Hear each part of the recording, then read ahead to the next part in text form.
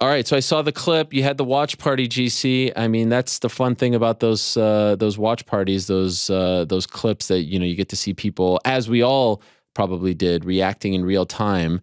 Alex Pereira is the new UFC light heavyweight champion. I can't wait to talk to Izzy about it all. I want to throw something out there, and I feel like he kind of threw it out there a little bit, but no one's really jumped on it. And in fact, when people were tweeting about it, and then when I saw the clip at the press conference, to me, it was like two different statements. I still maintain on this Monday, and I know people are going to get upset, thought it was a premature stoppage. Oh. Thought it was a premature stoppage. I don't agree. Standing TKO? You think he should have just been knocked out completely? See, this... Man. What? Tell me.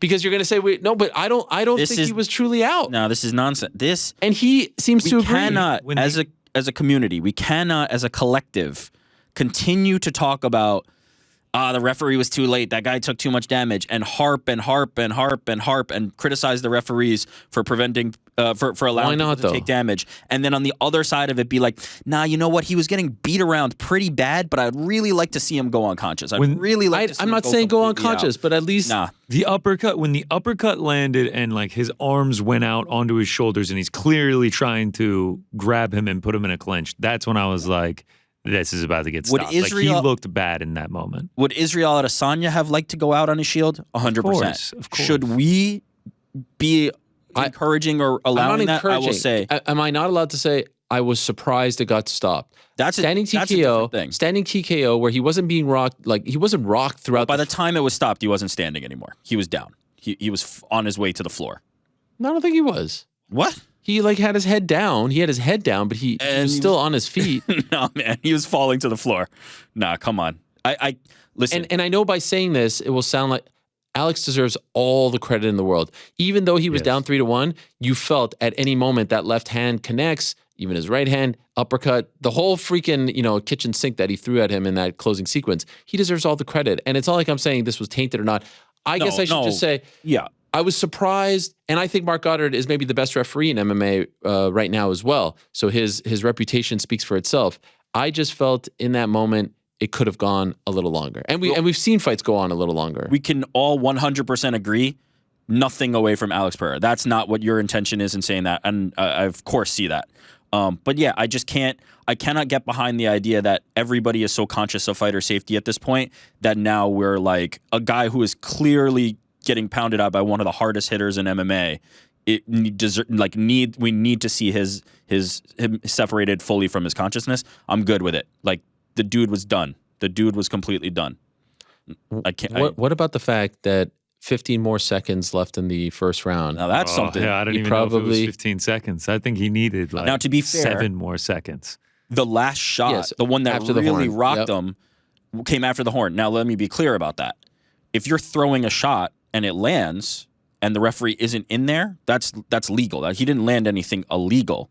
What happened was he was throwing a shot that landed after the horn. So to be clear, not illegal, but there was no more opportunity to punch after that because the round had ended and the referee was stepping in to break it up. But if there was a little more time on that clock, no doubt, a bad spot. I mean, Pereira was seriously wobbled at the end of that fight. It was an incredible fight because I thought Pereira won the first round until the last 5 seconds. I thought Izzy stole it in the last 5 seconds. I thought that put the stamp on it too. Yes. So then he rocks him, and then you're like, holy crap, is this like Whitaker won, where going into the second, well, actually, ending of the first, he seems to have rocked him, and then he just finishes the job at the second. I was like, all right, is he going to finish the job? What happens? Pereira wins the second round, in my opinion, right? Yeah. It looked great in that fight, in that round. Third round, Izzy shows off the wrestling a little bit. Yep. What the hell? My mind was blown when that happened. Yes. Like, he controlled the entire round. It was fantastic groundwork from him. And then fourth round, everyone is saying like they took it off. I don't know if they took it off, but I thought Izzy won the round. Izzy won. Yep. So it's one of those cards where everyone seems to agree 3-1. And then they go to the corner, and the corner did a great job firing him up, saying, you're losing, you got to knock him out. And then he freaking knocks him out. You see that clip of Glover and the corner celebrating, the one dude tumbling over the cage? That was amazing. It's a great moment for a guy who has been doing this, first of all, less than 10 fights, gets this opportunity because of the history. We had heard about him for so long, like, oh, who's this boogeyman in kickboxing that did this? Reemerges in late 2020 in LFA, almost kills a guy with his left hand, goes on this run in the UFC, and exactly almost a year from his debut, and Glover's talking about, he's now the champion of the UFC. What the hell? This is one of the crazier stories of all time. It's unbelievable. But what's crazy about it is he became a boogeyman, right, because of Israel's success, right? He's only Israel's boogeyman, right? Right. But if you pay attention to kickboxing, he's everybody's boogeyman. Like, this dude's power is unreal. We were just talking about Rumble Johnson. Alex Pereira's power is unreal. Like, he has whatever that is. If you've seen what he did in Glory, to be able to be a two-weight champion simultaneously in the highest levels of kickboxing. He's everybody's boogeyman. That power is the great equalizer. The experience is offset by the fact that if he touches you, the fight is pretty much over. And Israel played a dangerous game and was doing it really, really well for 4 and some change. He did really, really well to avoid it, but that power is just something else. It's something that nobody else has. All right, so now here's the big question. Do they run it back right away? Yeah. I think so, yeah. You think so? For sure. If you're Izzy, do you want it right away? What do you mean, like in terms of time frame, or do you need another opponent between? A or B, right? It could be both. And obviously I'm going to ask him this because maybe he wants it. Let's not forget, Izzy has been the most active UFC champion by far. I mean, 3 fights. This year alone, he fights Whitaker, he fights Cannonier, he fights Alex since February. That's 3 fights in 9 months. You know what I mean? So is there a part of him that just wants to take some time off? I'm reminded of what Eugene said to us about giving him time off after the knockout in 2017. And then is there a part of the team's mindset where they're like, oh, let's just get a win over someone to just get our mojo back? I don't know. I would say yes to the former. Take some good time off. Yeah. Really rest and come up with the game plan. Because I have a question for you after. And then to the latter, to another opponent in between, absolutely not. You go right back and try to get it back with Alex. Absolutely not. Yeah, I'm with Rick. I feel like in his head, he's not thinking that he needs his mojo back. I think he thinks he still has it and he can beat Pereira. Who would it even be? Like, is there anybody at middleweight? You know what I mean? Like, come on. Izzy's really cleared out that division. Yes. Has reigned so long that, like, you give him that immediately. And I mean immediately in the sense that it's next fight, but I do say take some time off. Okay, so now here's the question. If he wants time off but Alex doesn't, do you risk having Alex fight someone else? Yeah. But then you might lose the big rematch. Okay. Then, or you still do it. Well, honestly, there isn't really anyone because the other 2 guys would be Whitaker and Costa, and they're fighting in February. And I doubt by the time those guys are ready, Hopefully. Izzy isn't ready. Yeah. The only X factor is Khamzat. Oh, man. Oh, boy. If anybody was licking their chops on Saturday night, it was Khamzat Chimaev. Oh, my gosh. Why is that? I mean, I feel like you can make the case that he's a good matchup against both guys. I mean, licking his chops. Yeah. No, I know, exactly. But obviously Izzy is the bigger name, but would you risk that? I mean, Khamzat watching that 3rd round and what Izzy did to Alex on the ground, he must have been like, this would be light work for me. If I can dodge the left hook coming in to take him down, I mean, the fight would be over.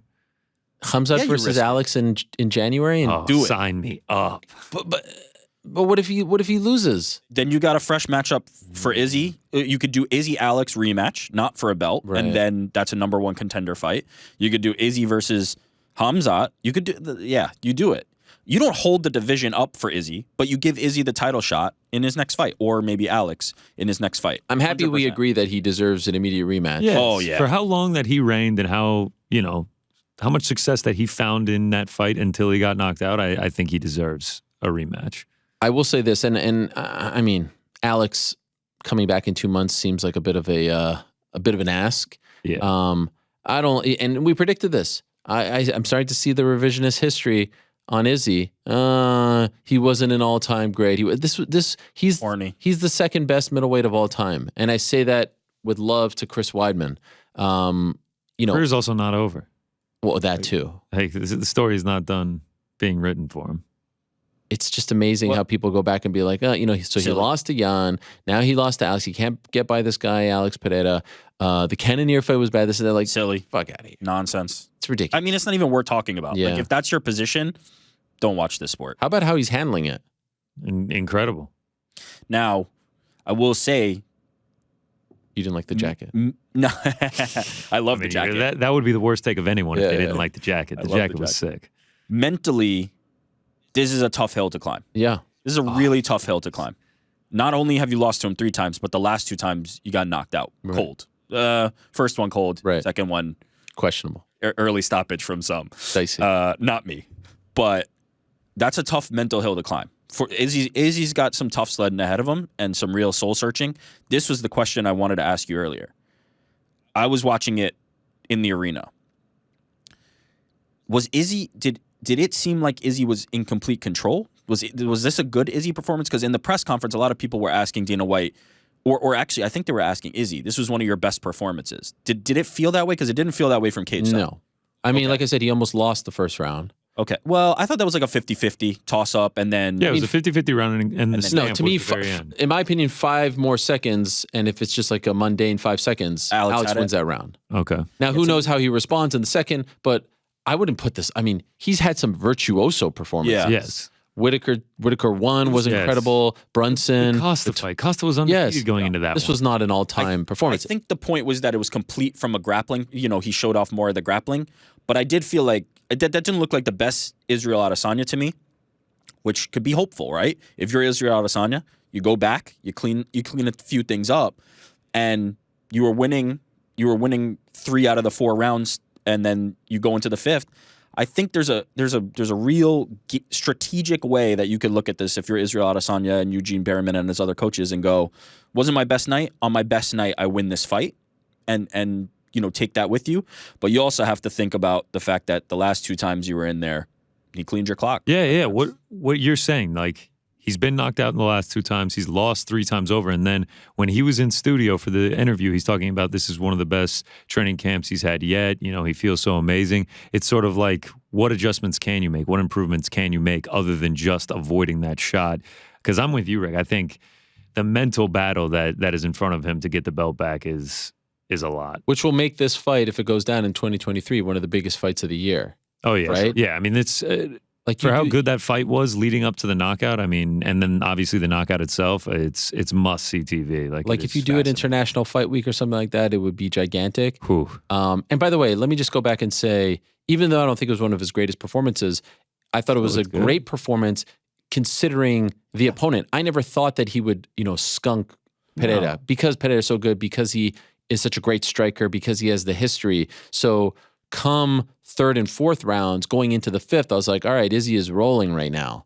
But you're watching the fight like this, just as an Izzy fan, because you're like, this guy, if he not, it wasn't like he was hurt at any point. It wasn't like he was in trouble at any point. You knew if he got him up against the cage, if he closed the distance, if he cut him off, he could do what he did. From cage side, he was nearly there a few times. There were a few of those hooks that whizzed over. Oh, yeah. There was one that literally brushed the entire front of his face, and it looked like Izzy took like a couple blinks and was like, wow, barely missed with that one. By the way, what was the reaction like in the arena when it went down? Was it stunned silence? Half stunned silence and half people going crazy. Like, it was like you could tell where the camps are, right? Like, this side is looking like they saw a ghost, and this side is they're losing their damn mind. So it was crazy. Look, if you're Alex, you also have to be hopeful as well, that look, I have this guy's number to a certain degree.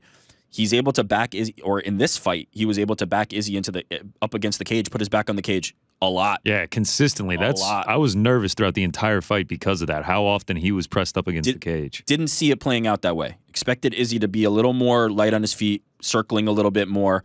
But look, there's also an argument. Look, if he's backing up and Alex is coming toward him, that Izzy can land the knockout shot. Like, that Izzy's loading up on something that could take Alex out if Alex is plodding toward him. But it's, you know what it is? This is just a great matchup. This is just a really intriguing style matchup between 2 of the best strikers that MMA has. And I love it. And I'm perfectly fine with running it back, and I think they should run it back. Oh, I'd love to see them. One of my favorite things after an event is when they post that clip going by, the fighters. Yes. And you see it's like a Where's Waldo, and you see like who's sad, who's stunned. Yes. Well, on this one, at the very end of it, you can see Tim Simpson in the corner, and he's like got his hands in his head, brutal. just like disbelief. And amazingly, 3 months prior, it was Tim Simpson going crazy because of his guy Leon Edwards in the 5th round, pulling it off in a very similar fight scorecard, right? Down 3-1, and Leon pulls it off. And 2 months prior to that, you had Yuri pulling it off against the champ in the 5th round. Insane. 3 5th round fights where the challenger steals the belt away. And I don't say steal like he didn't deserve it. I mean like stops the dude and wins. And is definitively down going into the 5th round. Crazy. Unbelievable. The whole thing is unbelievable. What a crazy sport. So, okay, we agree with that. Can we talk about Dustin Poirier and Michael Chandler for a moment? Why? Please. Who cares about that? Really? What was that? No, I'm just kidding. That was like the fight of the year. That was amazing. Fantastic. One of those fights where we all said it was going to be amazing, and it was maybe even better than we thought. I think we have to give a tip of the cap to Michael Chandler, because he promises that these fights are going to be like that, and not a lot of people who promise end up delivering on it. But he's like, look, I'm going to stand in there with Dustin Poirier. I'm going to stand in there with Justin Gaethje. I'm going to stand in there with Dan Hooker. And the man delivers every single time. So obviously we have to give credit to Dustin, but Michael Chandler, since coming into the UFC, has promised that these are the types of fights that he wants to be in and the type of fights that he's going to deliver on, and has delivered every single time. Yeah. Every fight. Like, my brain would hurt if he didn't deliver. Like, you said everyone had these expectations and it delivered. There was like no world where it didn't deliver for me. He's been an incredible investment. He's way more of an exciting fighter in the UFC than he was in Bellator. I don't know what the matchups. No doubt. The matchups. I think it's the spotlight. I think it's the love. I think it's the platform. He's rising to the occasion. It's also been some time though. But Eddie Alvarez versus Michael Chandler felt like these. So sure, but let's not forget, like Chandler had a bunch of fights that people weren't talking about. Like doing this show. You booked Michael Chandler on a Monday after one of those Bellator fights, and people were like, all right, Michael Chandler. Now, he has really risen to the occasion. He has really 100%. Become a superstar because of the fighting style. And by the way, if you're a fan of Michael Chandler's, I think you're obviously upset that he lost, but you're maybe a little happy that he brought back the wrestling, because we were wondering, does he even remember how to wrestle? Can his brain even switch? Yeah. And he even did. The takedowns were wildly exciting. Like when he picked Poirier like all the way up and was carrying him, which actually inevitably led to his doom. Okay, so there's actually 2 things I want to say about the wrestling. The wrestling was great, and it's what he should have done. You can make a case that the 2 big takedowns were 2 big mistakes. I thought the first one was a mistake when he went down, and they were praising him for that. Yeah. He had him rocked. I don't know why he took him, and DC was praising him for it, and I wish I was able to talk to him about it, because I thought he should have stayed standing, and it felt like he was on the verge of finishing him. I thought that in real time. I was like, oh, wow, like this is actually, we'll probably extend the fight, because it really did look like Poirier was hurt. Dustin spoke about this a little bit in the post-fight. He was hurt. He's not denying that. But the way Chandler punches, he's throwing looping shots, and he wasn't throwing straight down the pipe. I just think that Dustin probably would have hung in there, because to be cliche and point to the meme, he's got that dog. Like Dustin Poirier has a dog in him. I mean, both these dudes, just like you talk about dogs, like tough dudes that can just go in there and trade. Like it was just insane. I don't know how much of a tactical error it is what I'm saying. Well, and then the big one in the third leads to the finish. But that's just really a credit to how good Dustin is and how much he's evolved. Here's the thing. Sometimes when you have these fights, and I talked about the rivalry and how it seemed like 2 guys, like 2 high school athletes who just don't like each other because they're so similar. There's something actually kind of refreshing about the fact, maybe this makes me a bad person, that like it didn't end in kisses. You know what I mean? It actually feels. He's a big fan of this take. DC they're like hates screaming at each other. Oh, it's like he's getting. Now he had that one moment caught on camera where he's like, "Yo, I was afraid to fight you," and that's just Dustin being real and just an honest guy as always. But the stuff with the blowing the nose, the fish hooking, all that stuff was like nose, shit. Man, was nasty, bro. I love Michael Chandler. I unabashedly, like, he's a little bit cheesy. He's a little bit of the heel, like he's smiling but kind of doing the fish hooks. I love Michael Chandler unabashedly. Like he's a great character. I love watching both these dudes fight. I was actually talking to DC yesterday, and I was like, man, I think I feel comfortable in saying Dustin Poirier is going to go down as one of my favorite people in MMA history. There's something about the way he boxes, and it just feels like he is truly biting down on his mouthpiece. He is, like he's Teddy Atlas's favorite fighter. He's everyone's favorite fighter, maybe except for a couple of people in Ireland. But you get the point. Like there's just something so likable about this guy who, to me, it feels like there are some guys who have, God-given otherworldly talent. Dustin Poirier wasn't that blue chip prospect. Dustin Poirier wasn't that guy. And it feels like we've watched him evolve as a fighter, as a human being, to the point where now, like, hey, he's going into this fight. He hasn't fought in 11 months. He just lost the belt. He was, depressed when he came on the show a few days later. To come back 11 months later and put on that kind of performance against someone like Chandler who was on fire, what a freaking legend. I mean, what an unbelievable performance out of him, and what a career at this point. Through the mud. He came through the mud. There's a tweet that of my own, and this is super self-serving. There's a tweet of my own that, like, right before, around when Dustin's starting to climb up and get the title, where I basically said, and I stand by this, that Dustin Poirier is going to have one of the best career highlight reels of anybody who's ever lived. Like, his career highlight reel is going to be amazing. Like, you're going to go back and watch every single Dustin Poirier fight and be like, this dude was one of the most exciting people who's ever competed in the sport. Every single time out, win, lose, the ups, the downs, the getting starts by Conor, the coming, like, every single thing in this guy's story is absolutely incredible. Poirier Dariush? Yeah. Yeah, I'm down for that. Initially, I said Charles versus Beneil, but now Charles says, I'm not really sure what to make of Charles' social media, because first he says no to the fake Helwani account who said Charles versus Beneil, and then he says yes to the fake Conor McGregor announcement from the fake Helwani, which who could have saw that coming? Fake verified. I mean, wow, I feel like we just spoke about this. I also have to admit how bad that got me. I was going crazy that Charles Conor actually got booked. This makes me sad that it got you.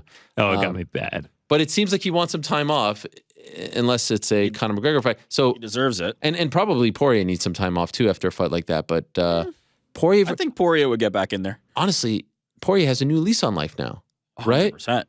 And what a story, Poirier. And I know it's not the best matchup, and Islam isn't a good matchup for anyone. But what a story, Islam versus Poirier after what Khabib did to Poirier. Yeah, he could get back there. It's everything we kind of wanted with maybe like Tony or Conor. Of the Khabib and the Khabib storyline, then you transfer it to Islam. Dustin's probably the one who's actually the most likely to kind of potentially get that opportunity if he can make good on it. Tony, I don't think getting anywhere back to a title shot. Conor, it would be hard for me to see it. So yeah, he's got the built-in Khabib storyline that he can maybe transfer over to Islam. But man, that style matchup is a brutal one. I don't have the clip loaded in here, but my guy Spencer sent me this clip from an MMA fighting interview with Dustin back in 2015. Listen to this. I saw you tweeting about this. A youngster named Islam Makhachev wanted to fight you, and you kind of laughed it off. No interest? I'm not sure who he is, but yeah, he can get his ass whipped too, man. Does that kind of feel like a step back for you? Well, I'm still not in. I thought I would be in the top 15 after these 2 wins or something. Are you not? I don't think so. Okay. I could be, but I don't think so. So whatever, man. Igor or whatever can get it too. Igor or whatever can get it too. This is back in July of 2015. And there's a chance that they can meet. By the way, speaking of Islam, they officially announced that Makhachev versus Volkanovski is going down on the February 11th. Or is it 12th? I always get confused because on some of the accounts they report it as, the date in Australia. What is it? Let me just get that because I don't want to. Time zone stuff, yeah. Well, it's on Sunday in Australia. It's February 11th here in the States. And Arnold Allen, poor Arnold Allen, gets shut out, and it's going to be Josh Emmett versus Yair. We'll probably talk more about all of that on Wednesday. I'm sure people will ask on the nose. So let's keep it to 281 here. All right, so you guys are down with Poirier Dariush. What do you do with Zhang Weili, the new champ at 115, who all of a sudden, I feel bad for Carla. I know she's an afterthought. I know everyone just is very happy to move on from her title reign. I know the win over Rose was not the best. I do feel bad the way she was treated. I mean, it's a lot of booze to a really nice person. And I guess we're not in the nice person business. I know, but it's just like, oh, Carla, she's such a sweetheart. Like, really? It's not the business. Anyway, Zhang just steamrolled her. And, mea culpa, I effed that one up. I think it was 1 minute and 45 seconds off. That's all right. Yeah. I picked Izzy, so we're... Yeah, and we'll get to all of that in a moment. Ship anyway. But what do you do with Zhang now? Potential options are limitless now, right? I don't like the run it back with Rose. Oh, really? You don't? Don't like it, no. Why not? I'm She's fine with 0-2 that. against Rose. I feel like that's why Rose has been sitting out. Rose needs a pick-me-up fight. Okay, so this is more from a Rose. Oh, 100%. Yes. Despite being 2-0 against Zhang. Yes, Yeah, I mean, she needs a I need my mojo back type of Okay, win. well, that's fair enough. But yeah, I think that's a potential fight down the line for sure. Lemos, someone like that. Any of them.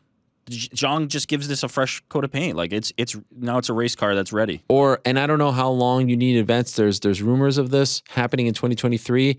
Could you imagine? And I wonder how that, I can't speak for that community, but I wonder how it would be received. Could you imagine Zhang Weili versus Yan Xiaonan in China?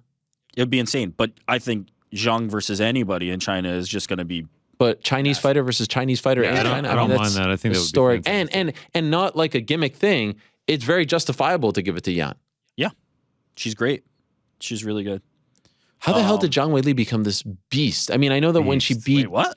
Listen, when she beat Jessica Andrade, she was like a freaking. It feels like she is next level strong at this point. Not just strong, her fights. She's picking up Francis Ngannou for goodness sakes. This has always been Zhang. Her fights are also so exciting. Like every time she goes out there, I have to admit, I picked her to beat Rose twice, so I'm not exactly like on the right side of history with this. But she has always been a beast. This is feels like she's on a different level now. Physically, she's always going to be an advantage in there, right? You're going to have to beat her with superior technique. Although, Jessica Andrade is also a physical beast. I don't hate the potential. Does she have an aura about her now? Like there's something different about her. Yeah. I don't know if it's like the new haircut or just the way she conducts herself being in the U.S. for a bit. There's something about her now where I just feel like she oozes slow walkout is superstardom. fantastic. Yeah, the slow walkout was tremendous. It took so long to get out there. It was fantastic. She just has a different type of confidence. She might be manifesting something because in the post-fight she said she's at peace with everything now. There was a time where she was kind of like in chaos, like mentally there was a little bit of chaos. She's saying that she's mentally at peace and loves everybody. So maybe it's just that, the power of positivity. But yeah, I don't know. To me, I've always been very high on her as a prospect. I think that physically, again, she's always going to be in an advantage at strawweight. A much more, man, the fight I really want to see, the fight I really want to see is Zhang versus Valentina. That's the fight I really want to see. At 125 or 115? At 125. Yeah. No, I don't think Valentina is. That's the fight. Now, don't get me wrong. She just got the belt back. I'm perfectly fine with her fighting at 115, defending her title against contenders. I'm all for it. Love it. But I have to admit, out of all the 25ers, I'm a little more intrigued about the 115-pound champ versus Valentina, if I'm being honest. Let me ask you guys this. Worst booking, and this isn't... I don't think this is, Monday morning quarterback stuff because I think we all kind of felt it going in. Worst booking, more egregious booking, more offensive booking. Edgar versus Gutierrez. Oh, boy. Or McCann versus Blanchfield. Man. Edgar versus Gutierrez. Yeah. You're sending Frankie home in MSG on that is way worse. Molly will be fine. Look, the Molly McCann thing had to... at some point was going to come to an end. She was going to reach her ceiling where she wasn't Not this soon. It didn't have to come to an end this soon.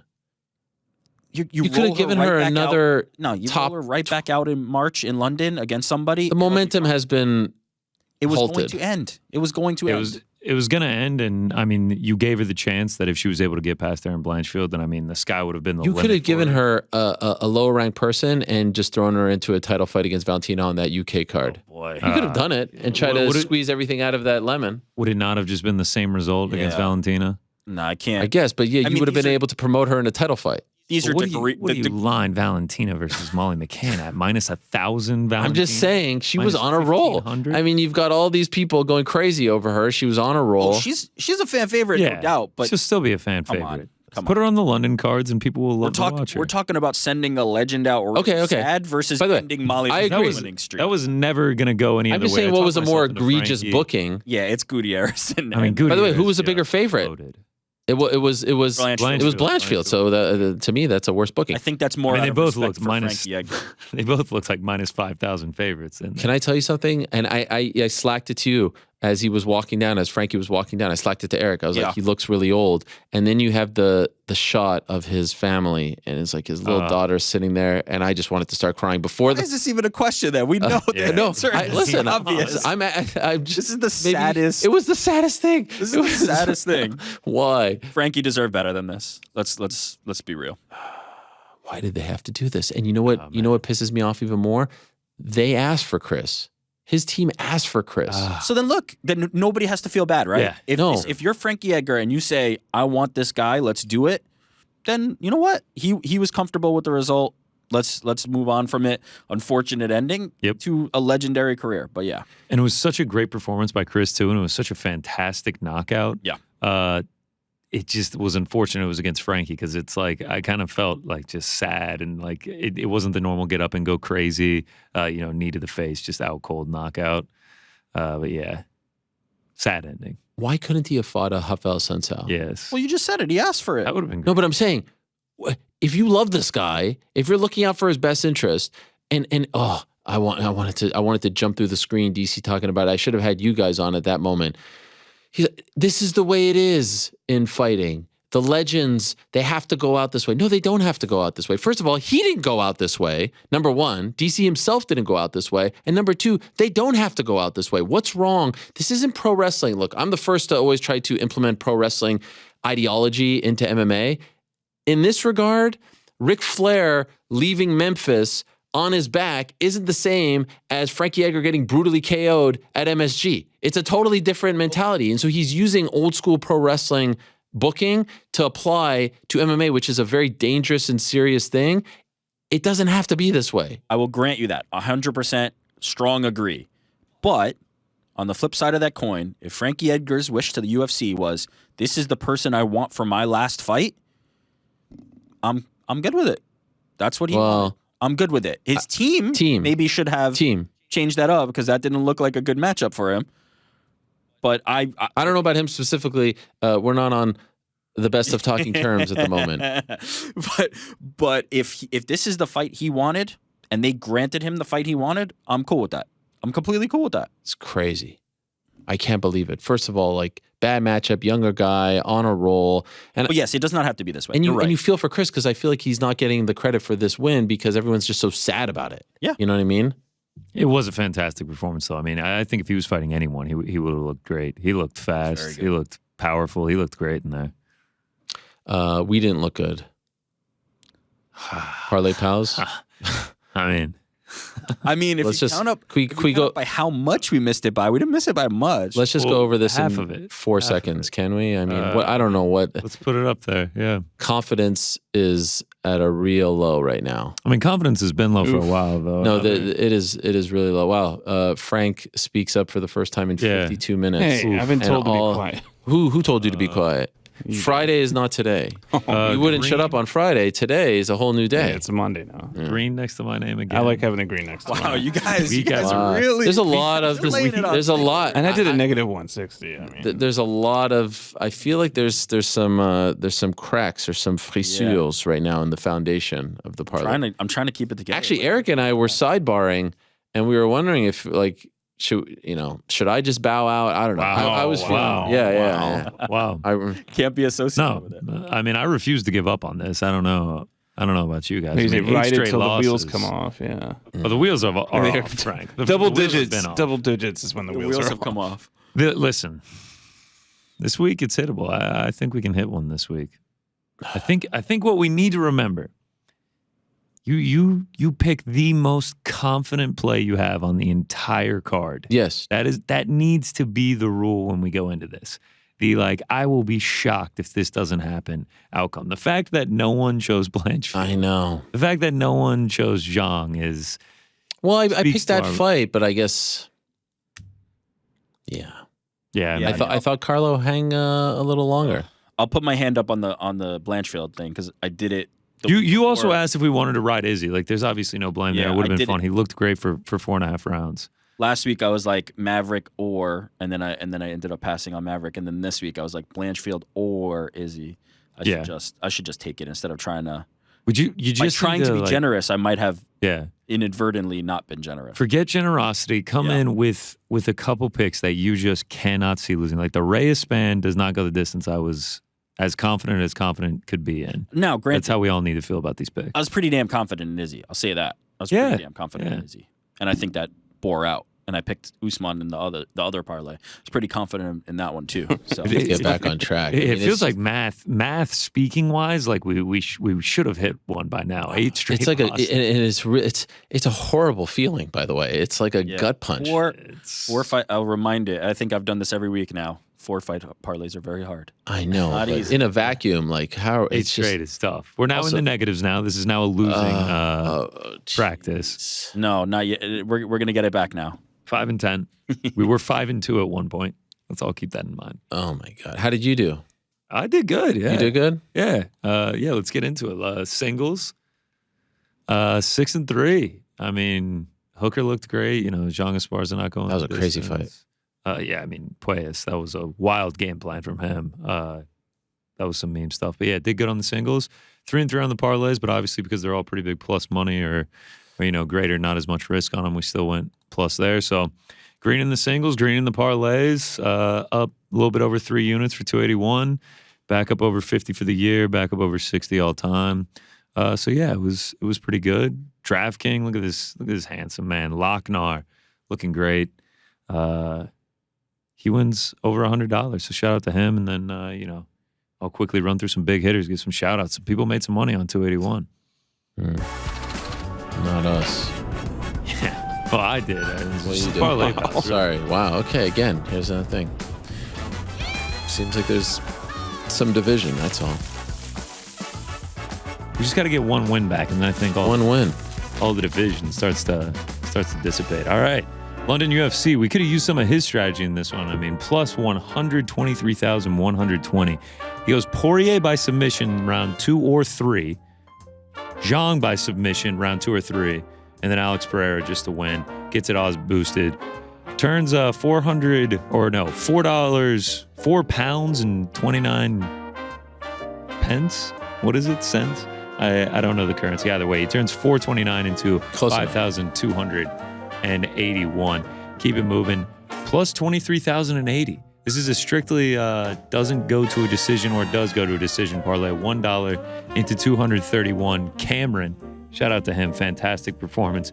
Next up, we've got DeSweet Science, $5 into almost 800 plus 15,913 on a 7-leg parlay.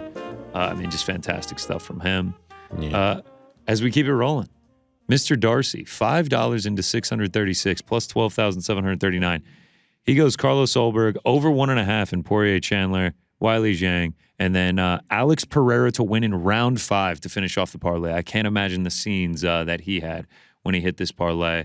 A couple more to get to just because of how fantastic this card was and how many big hitters we did have. Hussein, plus 12,469. He goes Dan Hooker inside the distance, Chris Gutierrez inside the distance, Dustin Poirier inside the distance, Zhang Weili inside the distance, and Alex Pereira inside the distance. He gets all main card fights right and gets them all to be inside the distance. Next up, Scott McCreet. He goes Alex Pereira round 5, 40 to win over 1,000, and Zhang Weili by submission. I mean, fantastic stuff from him. Just a couple more. I mean, big pay-per-view calls for a lot of big hitters. Harris, plus 8,450. He goes Dustin Poirier to win in round 3, parlayed with Weili Zhang to win in round 2, $5 into 422. A couple of guys called the Adesanya loss in round 5, Pereira by KO in round 5, AJ Kaur and Moon Claren. Shout out to them.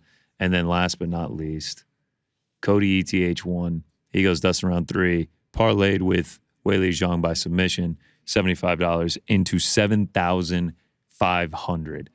So shout out to them. Shout out to the big hitters. Fantastic card. Fantastic bets by them. Congratulations to them. And I mentioned Chris Gutierrez, and he has made his way to the building. He's getting mic'd up. 20,845 people, $11.5 million gate. I mean, that is just unbelievable. Second biggest in MSG history.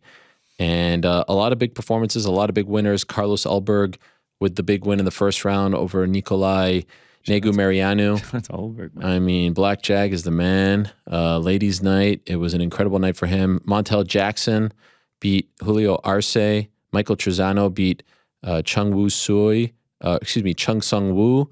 Karolina Kowalkiewicz. What's that? Sung Woo Choi? Sung Woo Choi. Choice. Yeah.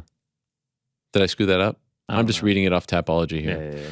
Yeah. Thanks for making me feel weird about it all. Okay. Karolina Kowalkiewicz beats Silvana Gomez-Juarez, or is it Juarez-Gomez? They did say that. I think DC said it once. Yes. I'm going to blame him for all of this. I think DC said it like 4 or 5 times. Yeah. Matt Frivola, who we'll be talking to later in the show with the big win over Atman Zaitar. First round, Andre Petrosky beat Wellington Turman. And things weren't looking good at that point for team Glover Teixeira. Erin Blanchfield with the massive win over Molly McCann, the Kimura win. And we'll talk to her later in the show. Ryan Spann saying that he had his first training camp, looked pretty damn good, beat Dominic Reyes in 80 seconds. And where does Reyes go from here? We shall see. What about Renato Moicano with one of the all-time best promos? Speaking of himself in third person, he was like the Rock up there. The Moicano this, the Moicano that. It was incredible. With the win over Brad Riddell this morning, Brad Riddell essentially saying that he's going to take some extended time off, maybe not come back. Didn't use the R word, but is definitely taking some time off. So our best to Brad Riddell. And then over on the main card, Dan Hooker with the massive win over Claudio Puelles. Big comeback win for him. Dustin Poirier with the big win over Michael Chandler. Rear naked choke in the third round. Zhang Weili submitted Carlos Esparza at 105 of the second round. And of course, Alex Pereira with the win over Israel Adesanya. The second fight on the main card, that was Chris Gutierrez retiring when Frankie Edgar with a brutal, vicious knockout knee.